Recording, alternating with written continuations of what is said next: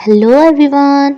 Episode की शुरुआत में ये सब बताती है कि मैं उस रात अपने बॉस के साथ रही थी उनके घर पे, लेकिन चूयान को इससे कुछ भी नहीं पूछना था। इसे पूरा भरोसा था जो इसे कहता है कि मैं कुछ गलत क्यों सोचूं, अगर तुम्हारे बॉस के साथ अफेयर होता तो तुम मुझे डेट ही क्यों करती। इसके यहाँ से जाने के बाद इसे पता चलता है कि इसके बॉस ने इनकी सारी कन्वर्सेशन सुनी, जो इसे कहता है कि देखो तुम्हारे बॉयफ्रेंड को भी पता है कि तुम चाहे किसी के साथ ही रहो, तुम पे कोई घास नहीं डालने वाला। लेकिन ये कहती है कि ऐसा नहीं है, बात यह है कि उसे मेरे ऊपर ट्रस्ट है।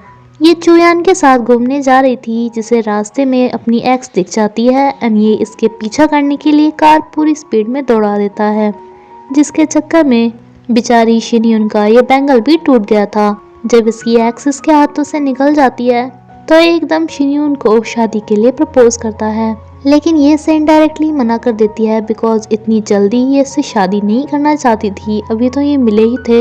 ये अपनी इस फ्रेंड को इस बारे में बताती है कि इसे शादी का प्रपोजल आया, तो इसकी फ्रेंड इसकी फोटो क्लिक करके चूयान पे मैसेज कर देती है कि मैं शादी के लिए रेडी हूँ। लेकिन छीना झपटी के वैसे ये मैसेज इसके बॉस के पास पहुँच जाता है, जो ऐसे आकर कहता है कि ओ तो तुम्हें शादी करने की इतनी जल्दी हो रही है, क्या तुम लड़कों पे मैसेज भेज रही हो अपने आप की मुझे शादी करनी है। ये इसे बताती है कि नहीं नहीं, वो मैसेज मेरी फ्रेंड ने भेज दिया था जो गलती से तुम्हारे पास आ गया। ये नहीं शादी से के बारे में सोचने से पहले ही एक बिजनेस ट्रिप तैयार कर देता है, जिससे कि ये उस चूयान से दूर रहे। इत्तेफाक से जिस रिजॉर्ट में ये आए थे, शिया की बहन भी अपने केक बिजनेस के लिए यहीं पर ही आई हुई थी, जो अपने भाई एंड उसकी कंपनी मेट्स को देखकर ऐसे रिएक्ट करने लगती है जैसे कि ये शिया की गर्लफ्रेंड है। ये अपनी जेलसी की वजह से शिनयुन को कहती है कि तुम्हें भी मेरा भाई हर जगह ही लेकर आता है। तो इसके कलीग्स इसे बताते हैं कि हाँ ये ना बॉस के लिए बहुत ज्यादा लकी है, इसकी वजह से बॉस के बहुत सारे बिगड़े हुए काम बने हैं। शिनयुन को लग रहा था कि बॉस की गर्लफ्रेंड के सामने ये इसकी इतनी तारीफ क्यों कर रहे हैं, अगर ये चिढ़ गई तो इस बेचारी की नौकरी तो चली जाएगी। ये यहाँ से चुपचाप निकल रही थी इस बारे में, जब ये नोटिस करता है तो अपनी बहन को सबके सामने सिस कह के बुलाता है, जिससे सबकी गलतफहमी दूर हो जाती है। इस ट्रिप पे सब अपने पार्टनर्स को भी लेकर आ सकते थे, तो ये भी अपने पार्टनर चूयान को बुला लेती है। जब यहाँ पर शियान उसकी बहन को देखता है तब इसे पता चलता है कि शिनयुन इनके यहाँ पे जॉब करती है। इन सभी के रिएक्शन को देखकर शिनयुन इन दोनों से पूछती है कि क्या तुम दोनों एक दूसरे को जानते हो, तो ये दोनों ही एकदम मना कर देते हैं। देन एक गेम खेला जाता है जिसमें से शिया तो पहले ही बाहर हो जाता है कि मैं इस गेम का हिस्सा नहीं हूँ बिकॉज मैं तुम्हारा बॉस हूँ। गेम में किसी एक बंदे को ऐसा बोलना था जो कुछ काम उसने पहले कभी भी नहीं किया एंड अगर वो काम किसी और ने किया है तो फिर उसे भी एक ड्रिंक पी के बताना था। सबसे पहले एक बंदा कहता है कि मुझे आज तक किसी से पहली नजर में प्यार नहीं हुआ। देन चूयान ड्रिंक करके कहता है कि मुझे हुआ है, जो कि दरअसल से शिया की बहन से हुआ था, लेकिन सब सोचते हैं कि ये शिनयुन का बॉयफ्रेंड है तो उसके बारे में ही बात कर रहा होगा। देन एक कहती है कि मुझे आज तक किसी हॉट से लड़के ने बचाया नहीं। इसे याद आता है कि इसके बॉस ने इसे बचाया था, तो ये ड्रिंक करके बताती है एंड सब ये सोचते हैं कि वो उसका बॉयफ्रेंड चूयान ही होगा, लेकिन ये कहती है कि नहीं वो मेरा कोई फ्रेंड था। देन एक बंदा कहता है कि मैं आज तक किसी लड़के के बेड पे नहीं सोया, ये अपने बॉस के बेड पे सोई हुई थी, तो ये ड्रिंक करके बताती है एंड साथ में इसे ये भी बताना पड़ता है कि वो चूयान तो नहीं था।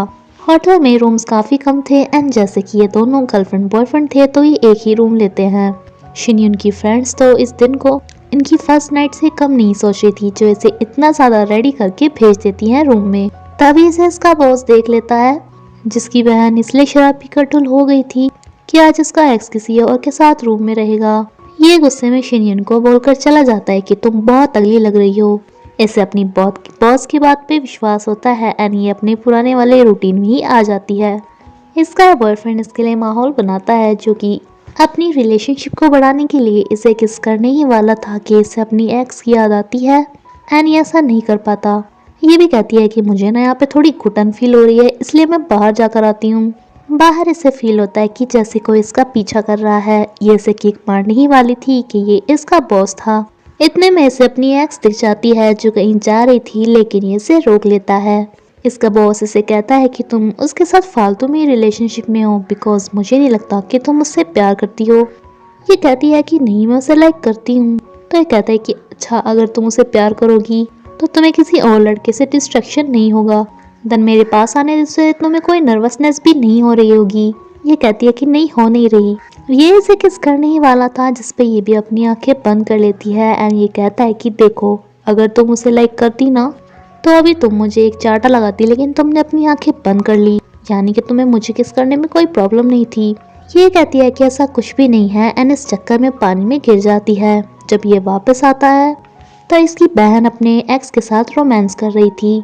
कहीं शिनयून अपने बॉयफ्रेंड को इस हालत में ना देख ले, इसलिए इसे बाहर ही रोक देता है। शिनयून इसे कहती है कि बॉस, क्या मुझे एक दूसरा रूम मिल सकता है, तो ये इसे अपना ही रूम दे देता है।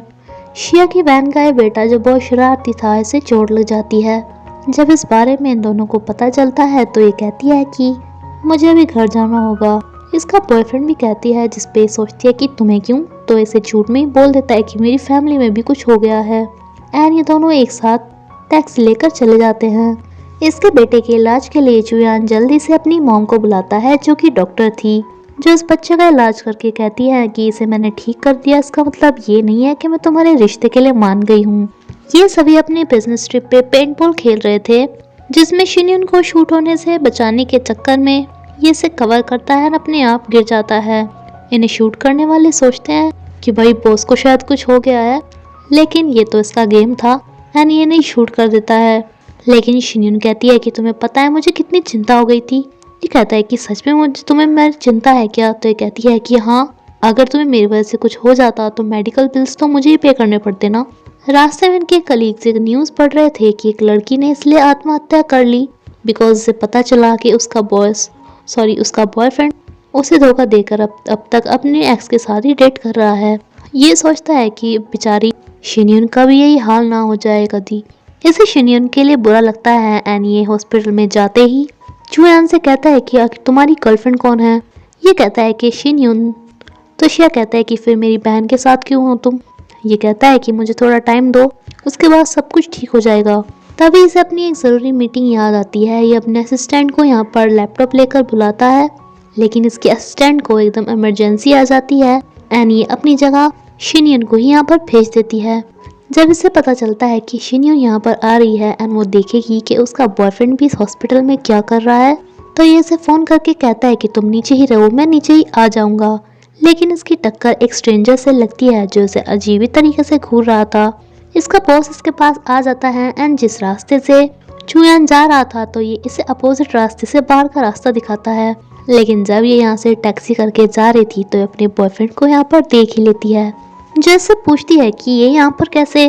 तो ये कहता है कि मैंने तुम्हें बताया था ना कि मेरे फैमिली में कुछ हो रहा है, तो मेरे भाई का एक्सीडेंट हो गया था एंड वो इसी हॉस्पिटल में एडमिट है। इसे चुयान काफ़ी ज़्यादा सैड दिख रहा था, जो कि बहुत सारी ड्रिंक करता है एंड देन यहाँ पर चुयान का एक दोस्त आके पूछता है कि ये कौन है, तो ये बताता है कि मेरी गर्लफ्रेंड।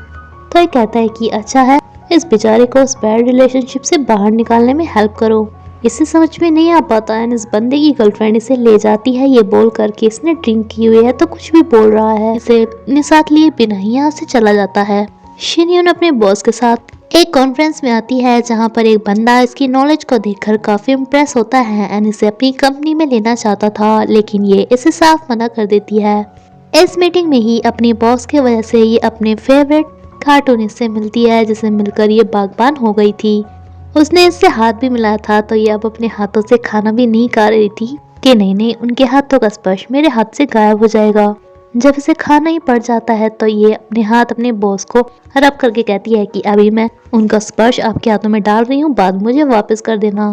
तभी से चुयान का फ्रेंड मिलता है, जो इसे कहता है कि मैंने कल तो तुम्हें चुयान के साथ देखा था ना, जिसके चलो कोई बात नहीं, मैं चुयान को इस बारे में नहीं बताऊंगा, पर हाँ कभी टाइम लगे तो मुझसे भी ऐसे मिल लेना।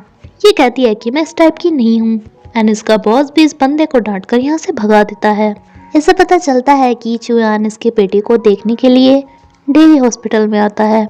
ये सब अम्ब्रेला देने जा ही रही थी कि इसकी मॉम इसके पास आ जाती हैं, जो इसे कहती है कि कब तक इस लड़की के चक्कर में पड़े रहोगे एंड शिनयून से शादी कब करोगे, वो अच्छी लड़की है। ये यहाँ से चला जाता है एंड शिनयून को दुल्हन वाली ड्रेस खरीदने के लिए बुला लेता है। इसकी मॉम अपनी फ्रेंड को बता रही थी कि मेरा बेटा शादी के लिए मान गया है, आज मेरी बहू को ड्रेस दिलाने गया है। जो कि ये सुन लेती है एंड बहुत ज़्यादा ड्रिंक करती है। इसका भाई भी देखता है कि इसकी बहन नींद आने वाली दवाइयाँ खाकर सोती है एंड जब इसे पता चलता है कि इसकी बहन फिर से टल्ली हो गई है तो एक गुस्से में चुयान को फ़ोन करता है। चुयान अभी बिजी था तो ये फ़ोन उठा लेती है, जिसे ये गुस्से में कहता है कि तुम मेरी बहन को क्लियर क्यों नहीं कर देते, या तो मेरी बहन के साथ रहो या फिर शिनयून के साथ। वो तुम्हारे चक्कर में नींद की दवाई खाती है, अब भी एक रेस्टोरेंट में शराब पीकर बैठी है। ये काफी शौक में थी जो ये बात चुयान को बता देती है। चुयान ये सुनते ही कि वो शराब पी के टल्ली हो गई है इसे छोड़कर चला जाता है। ये खुद को रोक नहीं पाता है, इसे गले लगा लेता है एंड ये सब देखकर इसके दिल के अरमा आंसुओं में बह चुके थे। इसका बॉस इसे ये देखने नहीं देता तो ये कहती है कि तुम्हें पता था ना इस सब के बारे में, अब तो तुम खुश होंगे ना जब तुम्हारी बहन को उसका बॉयफ्रेंड मिल गया, बट तुमने एक बार भी मेरी फीलिंग्स के बारे में नहीं सोचा, तुम मुझे बता भी तो सकते थे। ये इसे कहता भी है कि नहीं मुझे तुम्हारी भी चिंता थी, तो ये कहती है कि बस रहने ही दो, इसलिए तुम मुझे उसके साथ डेट पे नहीं भेजते थे ना, तुमने मुझे क्या अपनी कठपुतली समझा है। ये इसे कहता भी है कि मेरी कार में बैठो वरना मैं तुम्हारी सैलरी काट लूंगा, लेकिन आज इसे अपनी सैलरी कट होने से भी कोई दिक्कत नहीं थी। ये इसे अपनी मॉम के पास ले जाकर कहता है कि पता है मॉम आपकी वजह से मेरा प्लान क्या है, आप मेरी शादी इससे इसलिए नहीं होने दे रही बिकॉज इसका किसी के साथ डिवोर्स हो गया है, तो मैंने भी यही सोचा था कि मैं भी शिनयून के साथ शादी करूंगा, डिवोर्स करूंगा, देन मैं भी इसी के इक्वल हो जाऊंगा एंड मैं इससे शादी कर लूंगा। इस पे ये एक चांटा मारती है कि हमारे चक्कर में तुम उस लड़की की क्यों लाइफ बर्बाद कर रहे हो। एंड अगले ही पल शिनयून भी इससे ब्रेकअप कर लेती है, जिससे ये सॉरी बोलता है। एंड इसी के साथ ये एपिसोड यहीं पर ही खत्म होता है फ्रेंड्स। अगर आपको मेरी वीडियो अच्छी लगी तो प्लीज़ लाइक करेगा। Thank you.